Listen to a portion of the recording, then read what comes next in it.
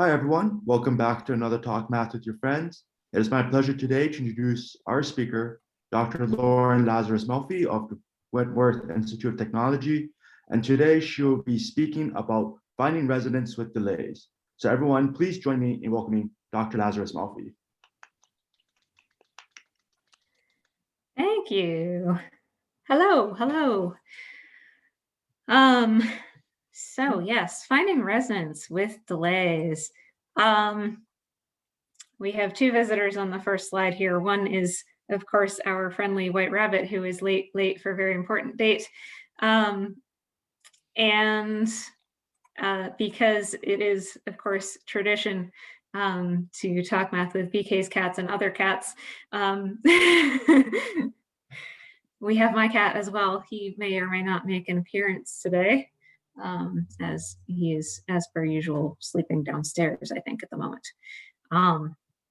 But we are going to talk about finding resonance with delays, and let's jump right in. So I'm going to welcome everybody to day 2 of differential equations class. This does mean we're missing day 1, which is when we learn what a differential equation is. And for some of us, we're missing day 0 of differential equations. But, you know, I'm going to start with a differential equation here that is relating the change in x with just x itself right now. So we have this thing x. I don't know what it's going to be. You can decide what it's going to be. It might be radioactive material. We're going to talk about some other things that it could be.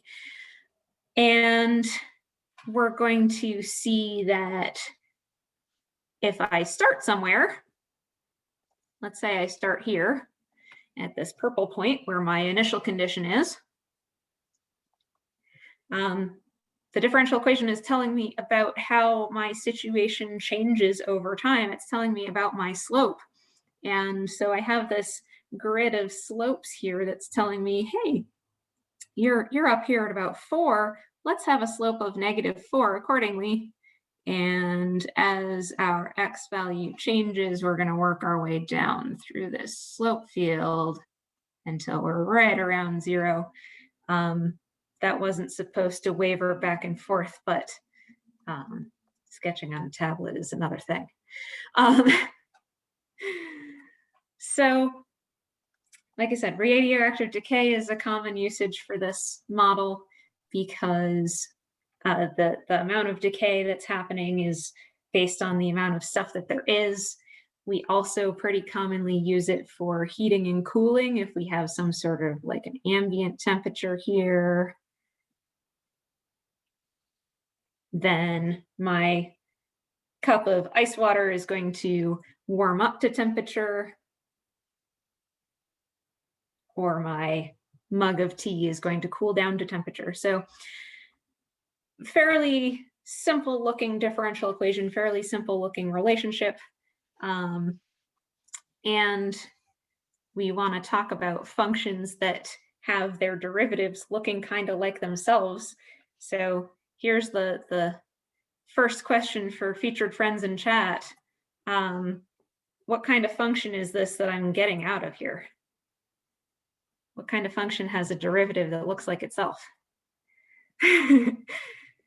E. Exponentials. All right. So this one comes together pretty nicely using that initial condition and that E, and in this case, a -t, decay. Not too bad.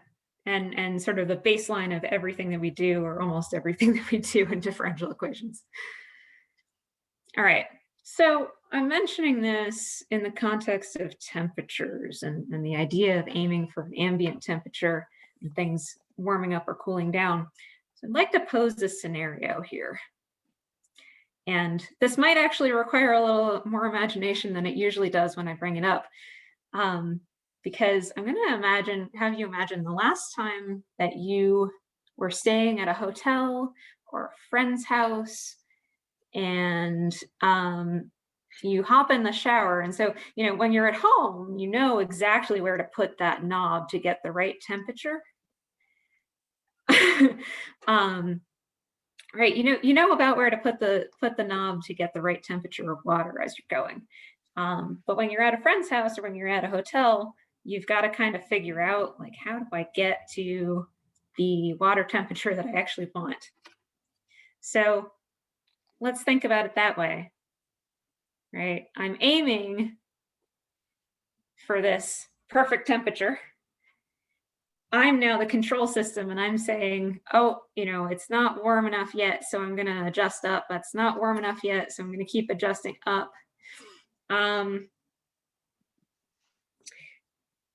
When we do this, do we just get there perfectly? Do we feel something else happen as we do this? We get impatient and we correct it up again before it warms up. Yeah, we get impatient. We correct it up again before it really catches up with us. We might end up getting that moment where, like, oh, we stopped because it felt good, but then, oh no, now it's too warm. Right? So we sort of overshoot. We overshoot our desired temperature. But this isn't supposed to happen with this equation that we started with. This isn't supposed to happen with that x prime equals minus x, because when I hit x equals 0, that slope should be 0. So there's something else going on here. We're getting impatient and adjusting again. We're adjusting this discretely instead of continuously. There's some issues here, but that impatience is maybe getting at something of delay, or even just the fact that it takes a bit for that hot water to get up the tubes to get to us. So let's suppose now we can look at this and call this the almost simplest possible delay differential equation.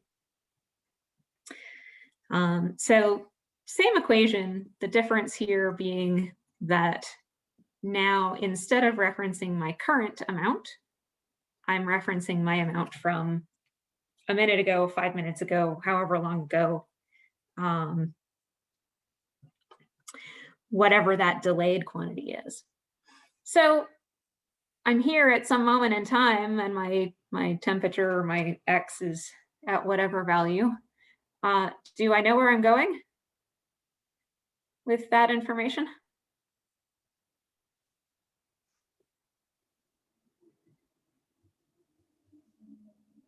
If all I have is this graphing transformation where you take the previous one and you slide the whole thing to the right. So you're thinking sliding some information. I'm gonna, instead of thinking about it as sliding, I'm gonna maybe think about this as like keeping a window open and looking backwards. Right? So I know where I am right now. I also need to know where I was t ago, that delay ago. So it seems I need some more information than just one initial condition. Right? Before, all I needed was the 1 point. So how many initial conditions do I need?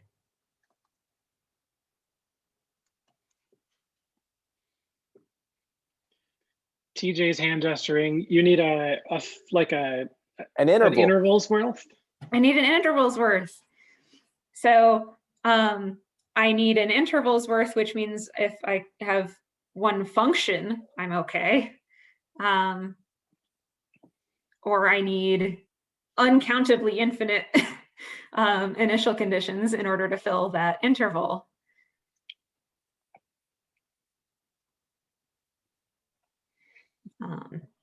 So that was a little redundant, but I need this entire interval in order to be able to say where I'm going from now onwards.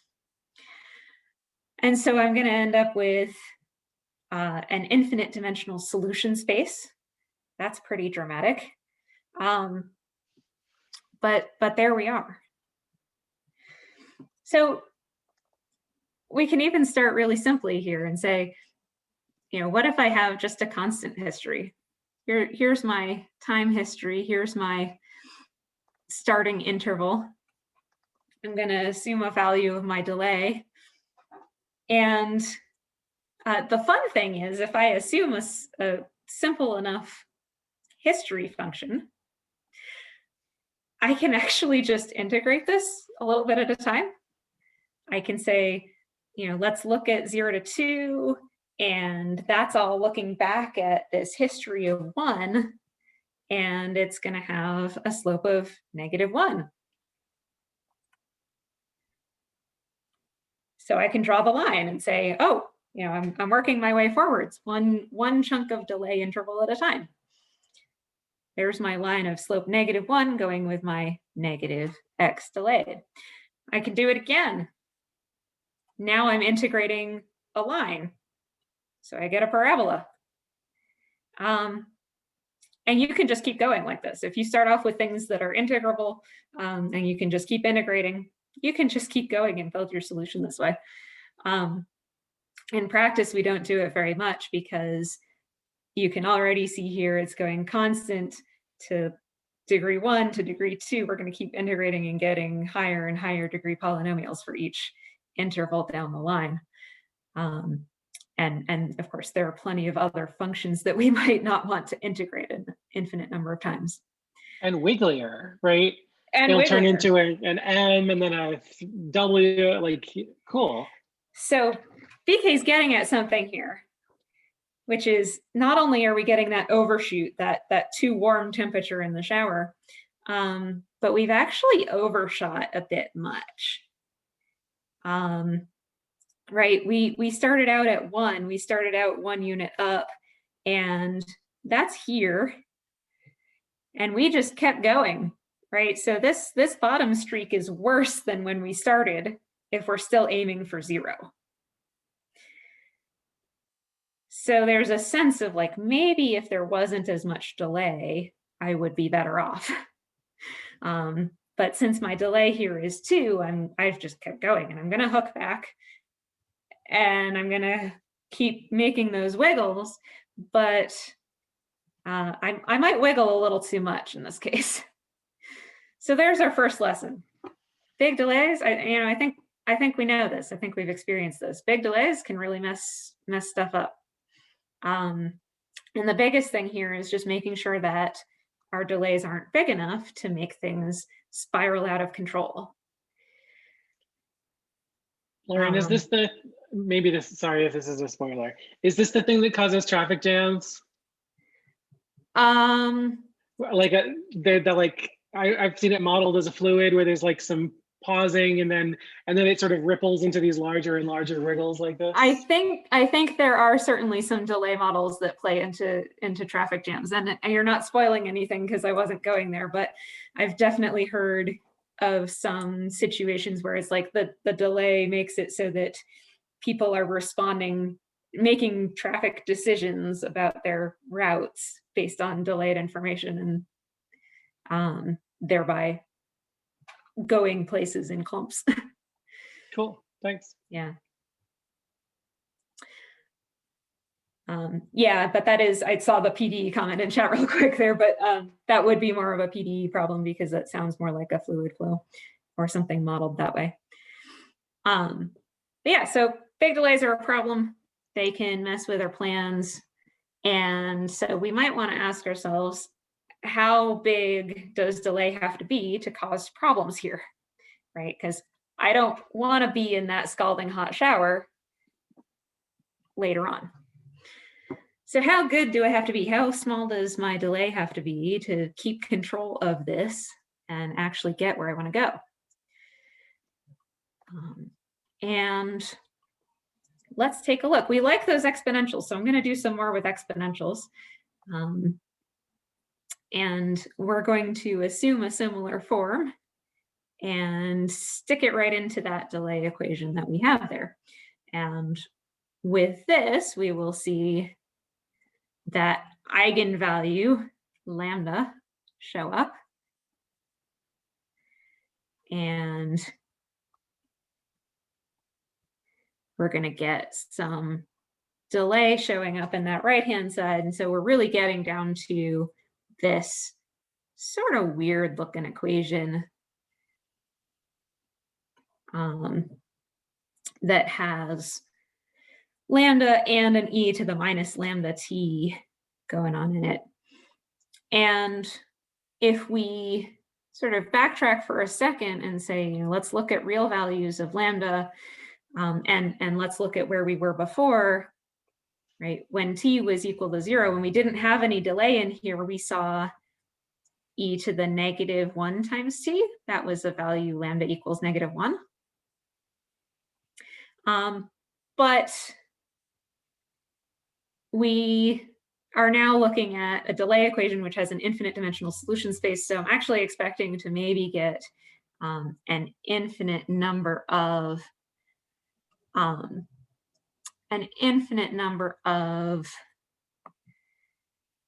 eigenvalues coming out of this.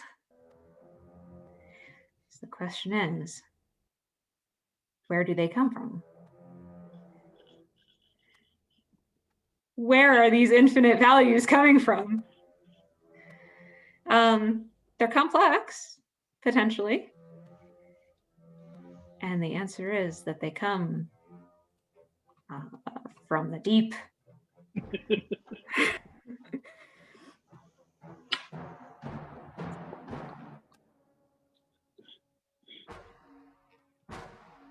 So, I mean, fortunately here, like if we're gonna have an infinite number of eigenvalues, we'd really like them to come from minus infinity, because I don't want to deal with things that are coming from positive infinity, because that would make everything explode.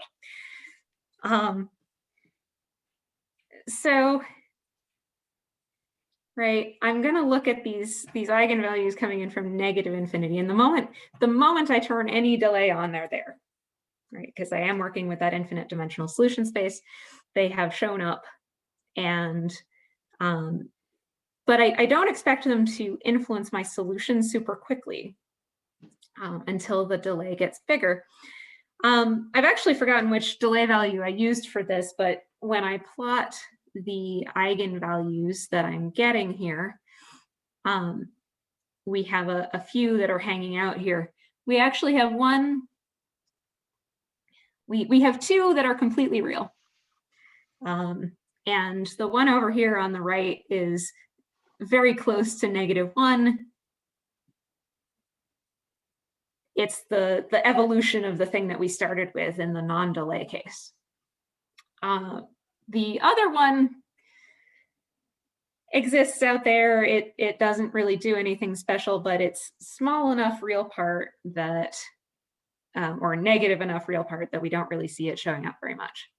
But then we have our infinite numbers of complex conjugate pairs showing up in all of the space that is more negative in the real part.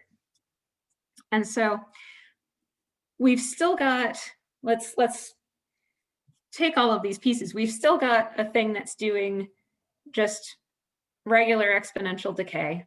We've actually got two of them for the two real eigenvalues. And then we have a bunch of pieces that are doing exponential decay because the alpha is negative, the real part's negative, and also giving us the cosines and sines that are giving us the oscillations, that are giving us all that overshoot and such. And most of the time, if this continues to be the picture, I'm pretty okay with that. But as time passes, right, these have already started coming in from negative infinity, they're going to keep moving. And that means that over time, these guys are going to keep moving towards. Okay, so Lauren, is the problem, they all start negative and it feels like you've got oscillatory decay all the time. But like as you let time go on, oh, oops, these are going to get bigger and some of them eventually become positive and we're in trouble. Exactly that, but I'm going to change your as time goes on to as the delay gets bigger.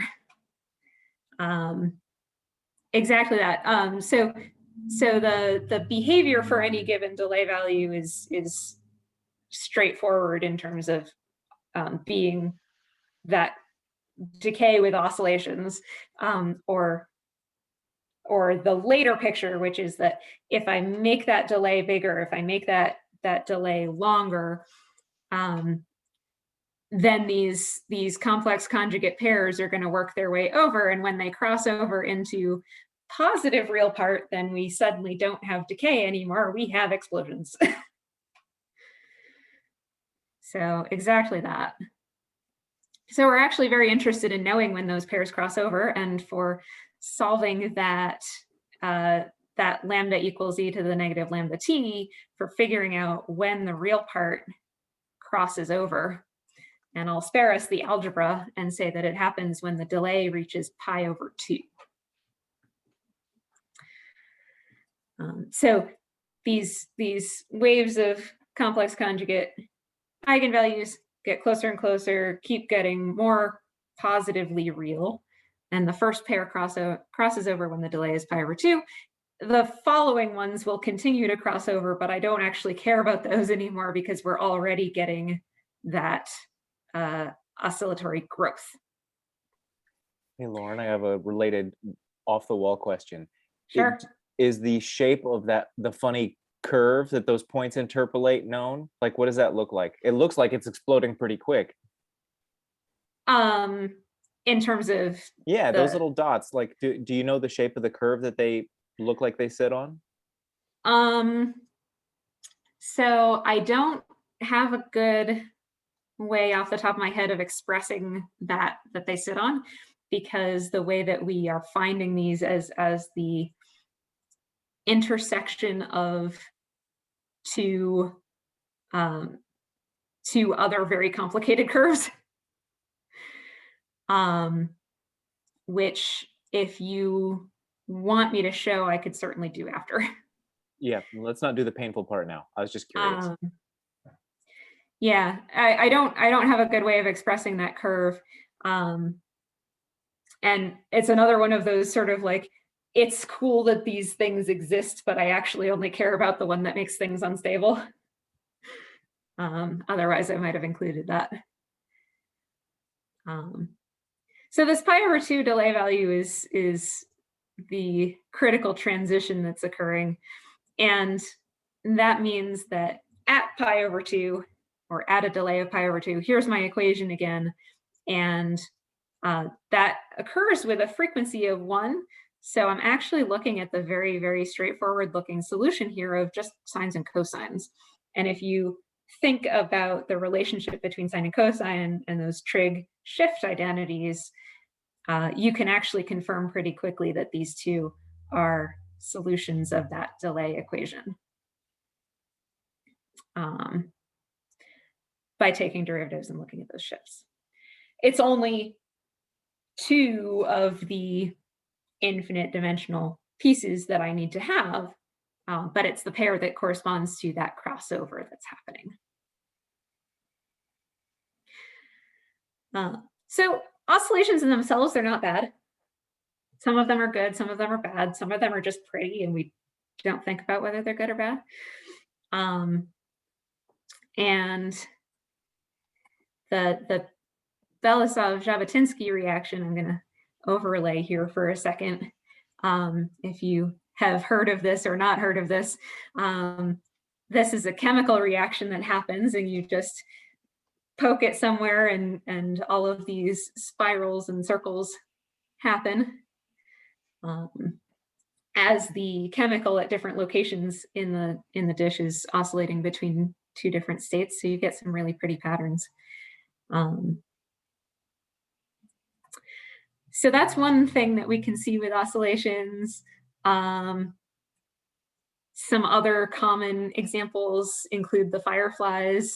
There are places where you can go to a riverbank and see a massive number of fireflies just all flashing in unison because they have synchronized their oscillating. Oscillations can also be bad though. This is actually, you can't really tell very well, but it's a scan of a heart where we have spiral waves happening in the muscle fibers. And so the heart isn't able to pump effectively because there's all this mishmash of not coordinated stuff going on. Similarly, actually with seizures, when you get lots of neurons firing in different ways that don't work well together. Sunflowers are another little silly one. There's delay in how the sunflowers grow to follow the sun, right? They are actually changing how they grow in order to follow the sun appropriately. So some good oscillations, some bad oscillations, and in all of these cases, of course, the realistic aspect of needing to make sure that whatever oscillations are happening are bounded. So we had this thing that was going to massively growing oscillations. I want to see what I can put in this model, put in this equation to make sure that this gets bounded instead of going off and oscillating to infinity. So I tend to think of this as a half pipe where it's sort of like down in the middle, we're okay. But that somehow we need to think about sort of sandwiching this in so that instead of going off to infinity, we get hooked back down in. So I need something probably in terms of x. Let's go ahead and put an x in here of some sort. I'm going to assume it's an instantaneous x.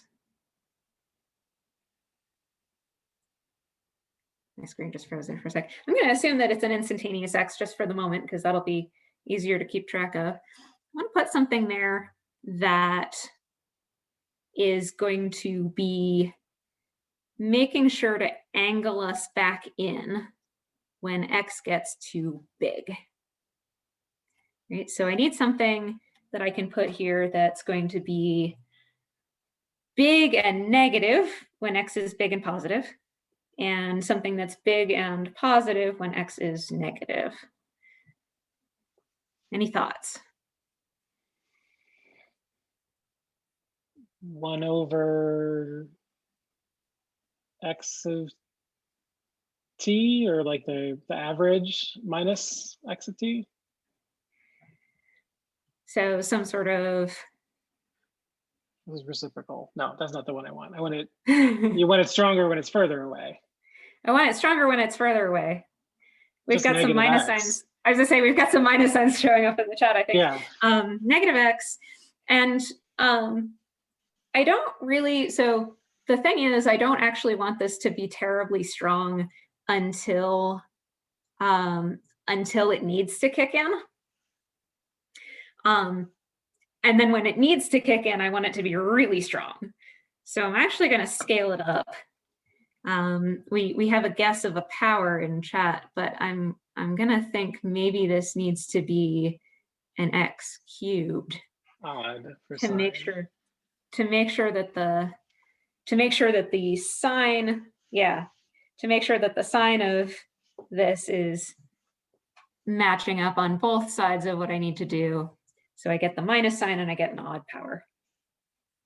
And there are other things. I mean, we could take a higher odd power if we wanted to. It just makes the algebra different later. But there's actually some good reasoning here around why it's going to be a cubic, or why it's going to be an odd power, that ties into what we were thinking about sines and cosines as representing the oscillation itself around this. That when we have these trig identities, as well as the other cubic corresponding ones, right, there are terms in those that come right back to the original sine and cosine.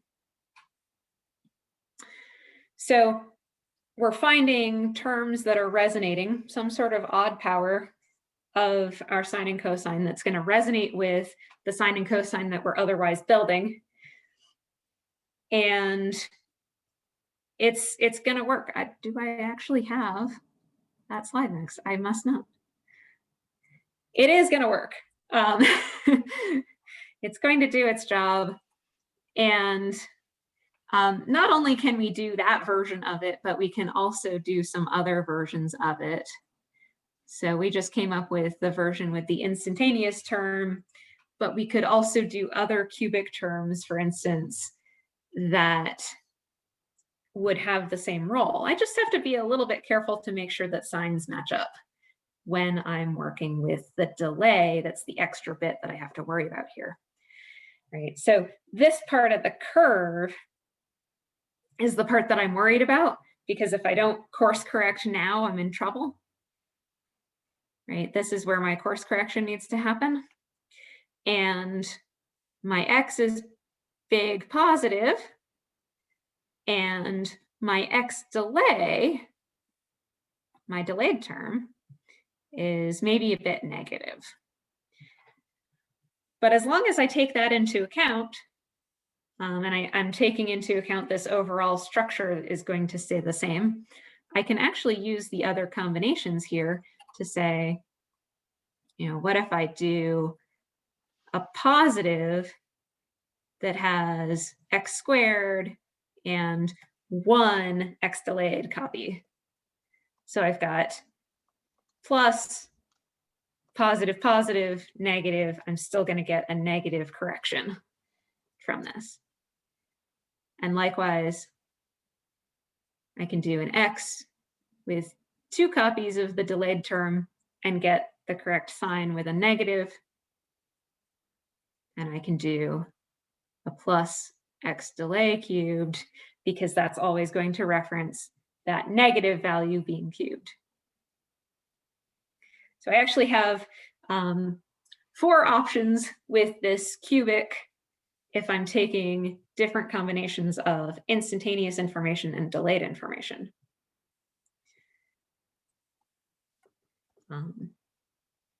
But, you know, the lesson to be had here is that we can have oscillations. That's okay. Everybody has up days and down days and all that good stuff. But we got to make sure that we manage the extremes. That's the place to start. We got to manage the extremes.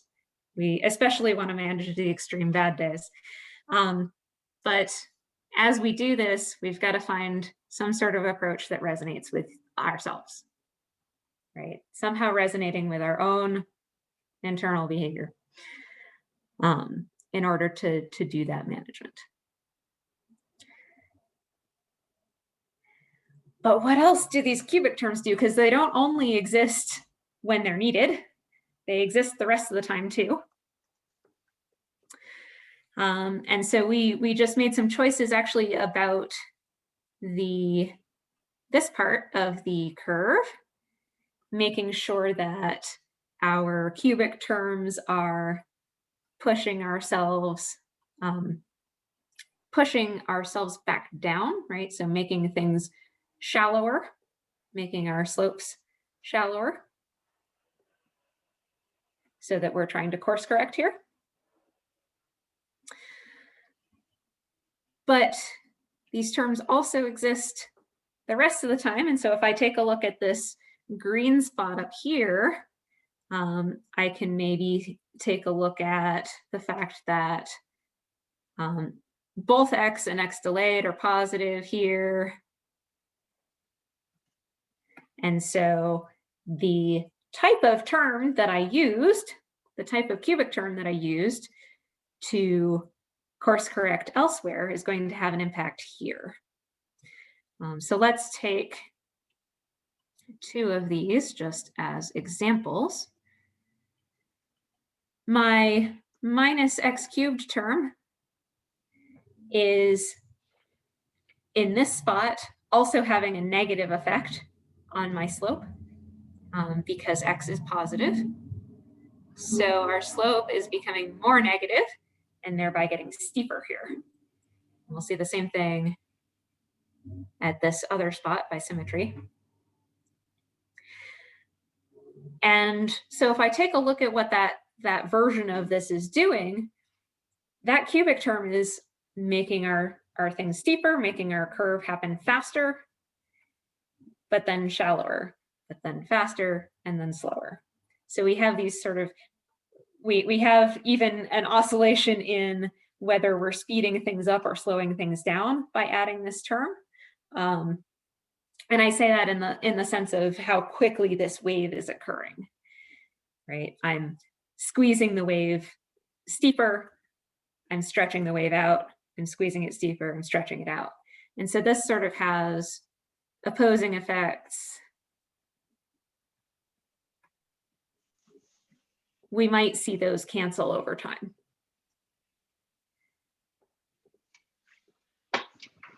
Kim and I were both imagining that might make it look like a square wave. Over time, it might, yeah. Or if it becomes dramatic enough, it might.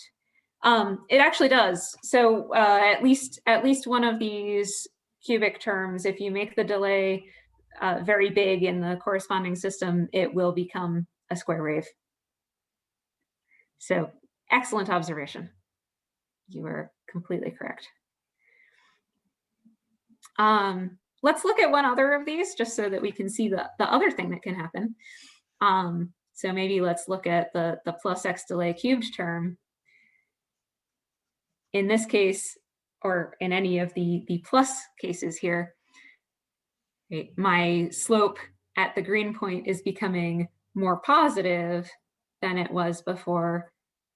And so we have the opposite effect. We have this effect of sort of stretching out the wave that's happening, right? And so in that case, those plus cubic terms are sort of stretching things out by just making all of these changes happen more shallowly.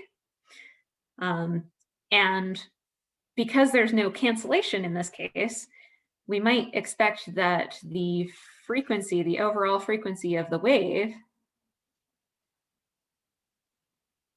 is smaller because everything is taking longer.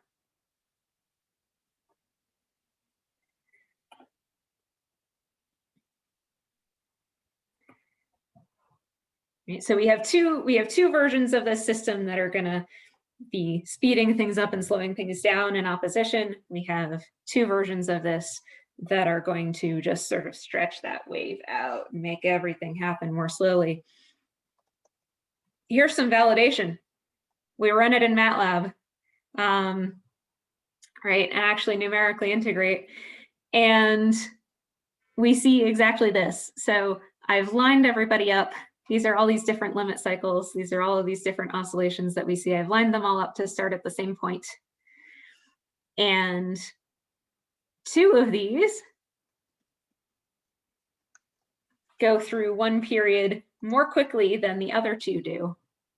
And so that the two, this point that I'm highlighting in green, the two that are taking longer are being consistently slowed down by the cubic terms, and then some of these are getting sped up half the time and not the other half.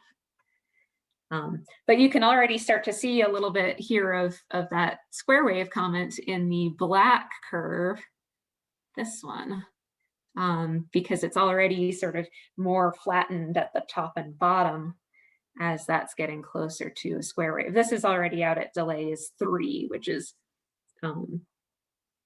a good bit past the critical point or the critical delay. So, I mean, the lesson to be had here is that however you manage your extreme days, whatever course correction you do to manage your extremes can definitely also influence how your day-to-day looks, right? And influence how the rest of that structure looks. But I just really think these limit cycles look really cool.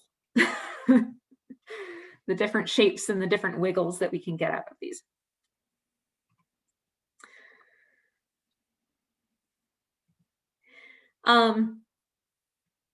Yeah, so we're interested not only in how this system manages itself, but we're also interested in what happens when it experiences other things, which means that we have to just kind of nudge our way out into the real world with external stuff coming in. This comic is from Sarah's Scribbles. Sarah Anderson draws this cute comic. And this idea of getting ourselves out of our comfort zone, out of things that we know particularly well, and just taking the tiniest step out. So at the moment, the thing that we know particularly well, our comfort zone, is what happens at that critical delay value, that pi/2 delay, and the fact that we get just straight sines and cosines happening at that delay value as one of two of our possibilities. But we do want to sort of start with what we know and add some really small stuff and see, we're basically going to make the assumption that if we add some stuff that's really small, the effect that's going to have on our solution is also really small, so that we can figure out what that effect looks like while still working with the things that we're familiar with. So I'm actually going to make the cubic term that's doing our course correction pretty small. I'm going to make some external forcing happening here. Right? We sort of want to think about, how is this system impacted by other things? And especially other things that are vibrating or somehow oscillating. We're going to let ourselves get a little bit off of that critical delay value. We're going to let ourselves be very close to forcing it at the frequency that it wants to be at, right? So we started with a frequency of 1.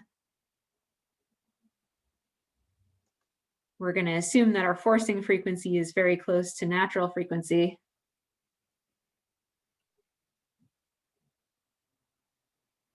And usually this means that, you know, just like pushing somebody on a swing, if you push at the right moments in the swing, that oscillation is going to get bigger and bigger, or it might at least fall into the same rhythm as you're being pushed.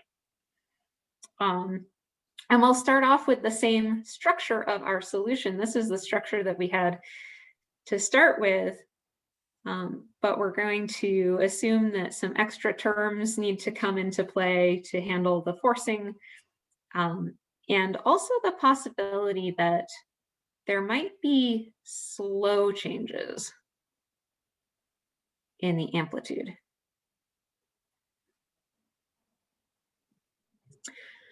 I'm going to sort of gloss over the intricacies of this. This is the most algebra heavy part of the talk.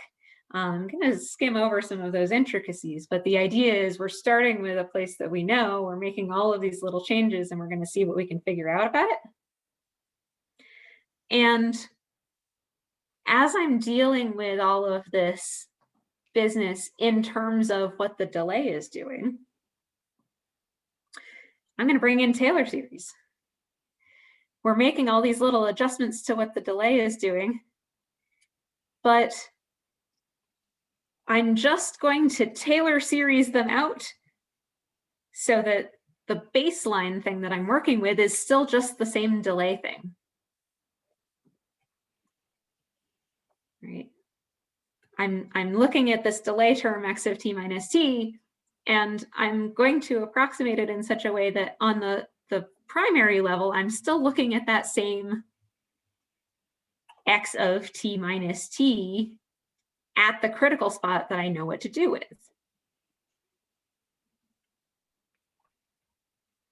And then we just happen to have all this other stuff that we have to deal with 1 epsilon later. So what this means is that at every level of what I'm about to do, at every level of epsilon, whether it's epsilon squared or epsilon cubed or epsilon to the first or no epsilons at all, I'm still just working with x prime equals minus x at t minus pi over 2, which has sines and cosines as some of its solutions. Same baseline part.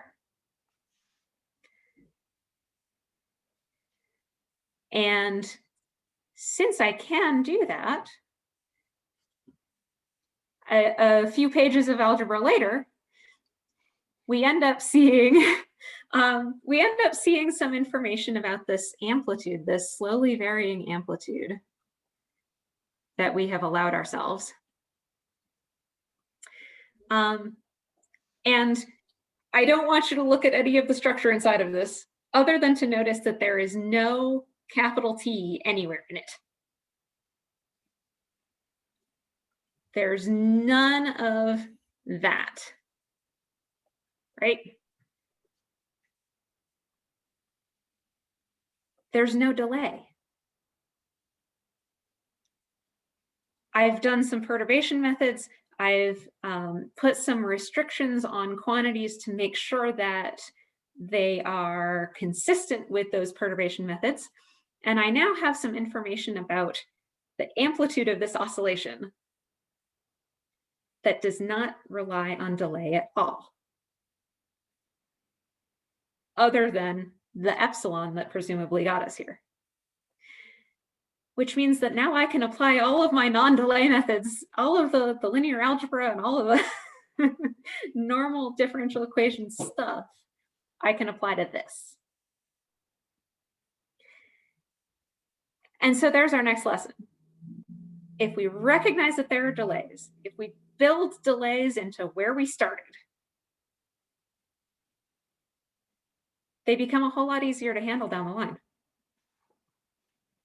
Anybody have that friend who like is always late whenever you tell them you're going to come pick you're going to come pick them up, right? And so you eventually just say, I'm going to pick you up at this time that's 5 minutes earlier than you actually want. It's this.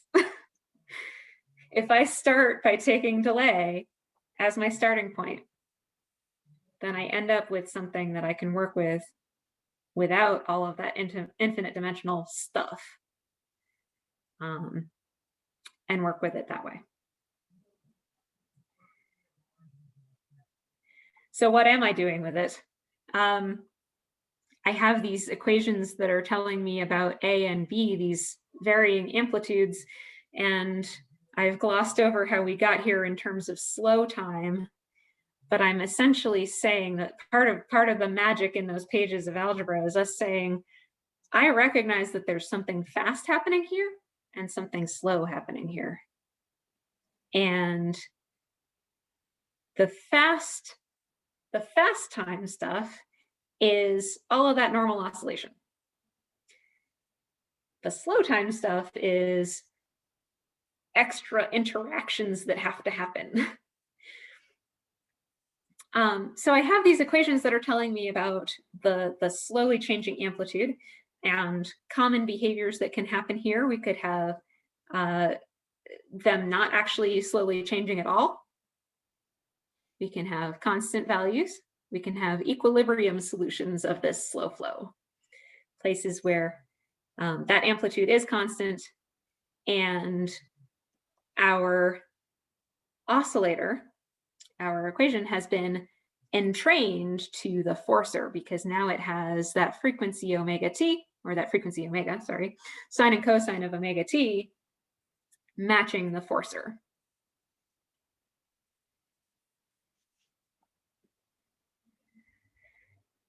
The other thing that can happen is that we can get cycles inside of A and B themselves. A and B do some cycling.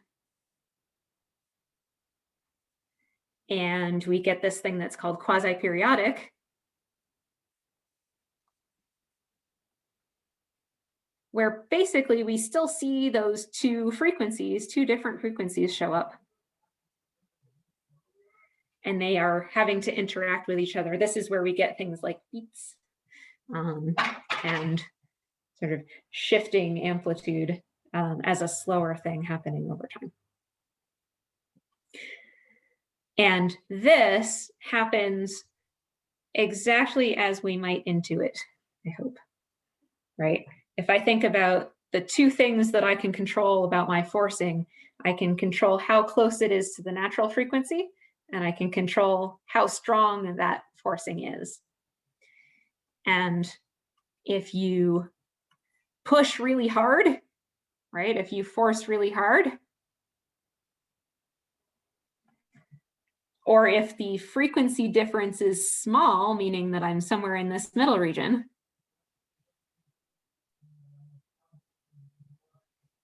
then I'm going to get entrained.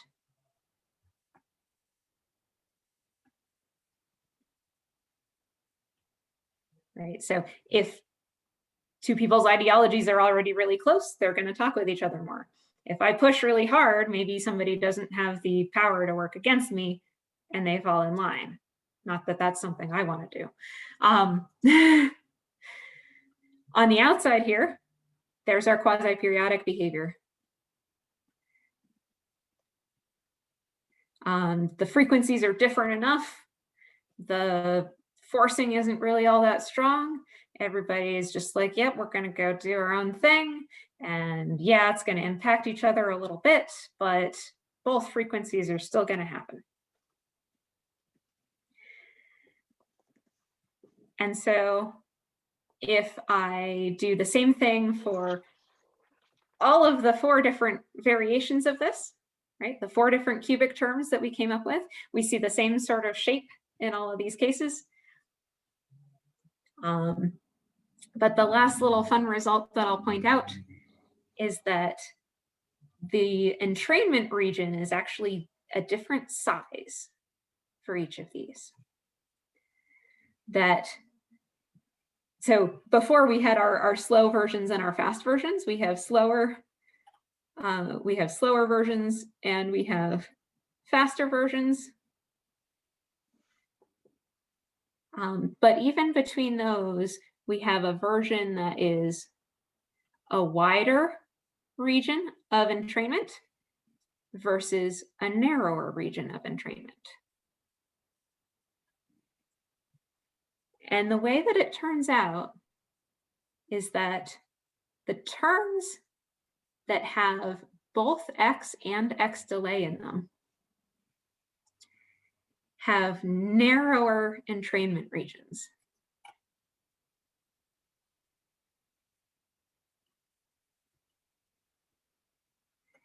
So it is harder to entrain, it is harder to force conformity on the version of this system that uses both X and X delay. And that's our last thing. If you have multiple pieces of information at your disposal, you're less susceptible to external influences. You're more able to make your own decisions. Congratulations. And thank you.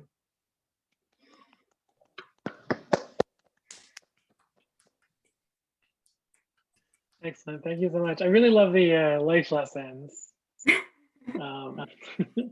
So I first noticed the first one of them that I noticed was actually this last one. It was like I was comparing the resonance tongues. I was comparing these triangle shapes here and noticing the difference between them. And I was using this word susceptible, of being susceptible or less susceptible to entrainment.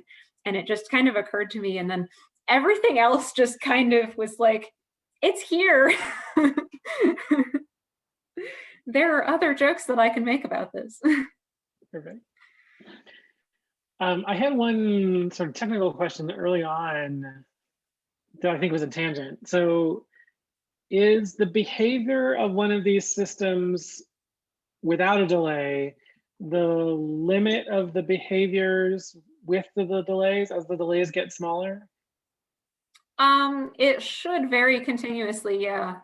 To the extent that I can check. I was gonna say, if I go back to my eigenvalue slide, like it's obviously a little bit weird because we're going from a one-dimensional solution space to a infinite dimensional solution space when that transition happens. Mm-hmm. But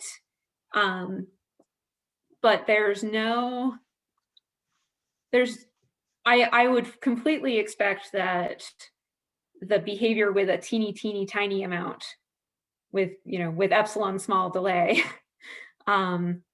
would be close to what happens when there's no delay. Yeah.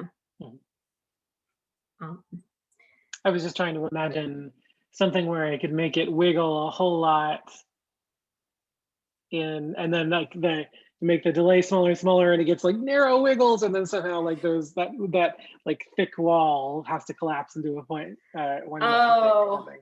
But the wiggles maybe can't happen. So. Well, so I mean the thing with the wiggles is that they in order for this to vary continuously when you take the delay to 0, all of these infinite eigenvalues have to go somewhere.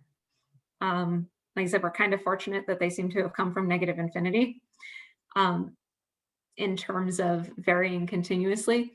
And I haven't played around as much with what these would look like in a bunch of other systems to compare. But since the version of this with delay being like 0.0001 is so close in nature to the version where delay is 0, from a like physical intuitive standpoint, they're not that much different. I would expect that the influences that have to show up when the delay is created would have to come from somewhere where they wouldn't be immediately noticed. So as long as there's a reasonable field, like that you're working in, that your vector field, as long as that's reasonable, this should definitely work out. Yeah, that makes sense. I would expect, and I wouldn't expect to be able to get the wiggles that have to suddenly disappear or have to suddenly collapse, at least in a system like this. Maybe if you were working with a second order differential equation that had oscillations inherently, but I don't expect any of those really quick collapses or those sort of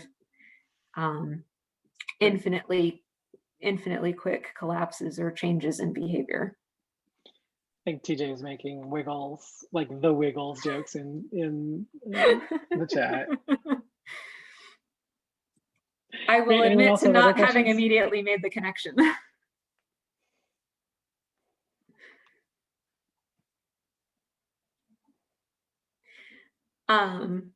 If there aren't other specific questions, I will go about trying to create those fun intersecting curves in Desmos that TJ was asking about. I really want to intersecting curves, but I actually wanted to throw one more question in. Go for it, Kim, and then we'll wrap up with my announcement, and then Lauren can chat. Go for it. Any scenarios where instead of just one delay information, you also use information from, say, 2 delays back? So I think there are sort of 2 versions of what you're asking, and there are definitely situations where I think what you're getting at is having 2 different delay values. Is that? Yes, exactly. For instance, if you had t and 2t with both of them over or at the critical pi/2. So there are definitely situations and certainly realistic ones where there are going to be multiple delays in play.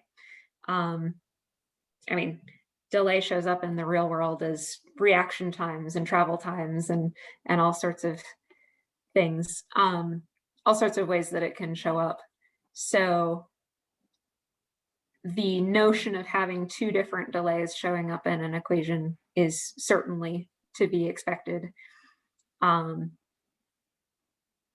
do think that the case of the second delay being 2 times the first one would likely cause some more interesting resonances as well. I don't have anything to show on that at the moment, but I would expect that to play along in an interesting way. I was thinking specifically regarding attempts at forcing functions. Someone trying to put a control on a oscillating situation and basing that off of old data.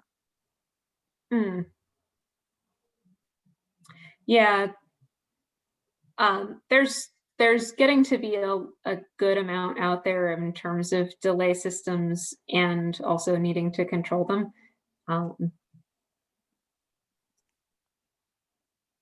So definitely of interest. Excellent, thank you. So we can hang out for a little while, but we have to do our closing announcement. So next week's talk is by Joshua Zielinski, Heuristics in Elementary Number Theory.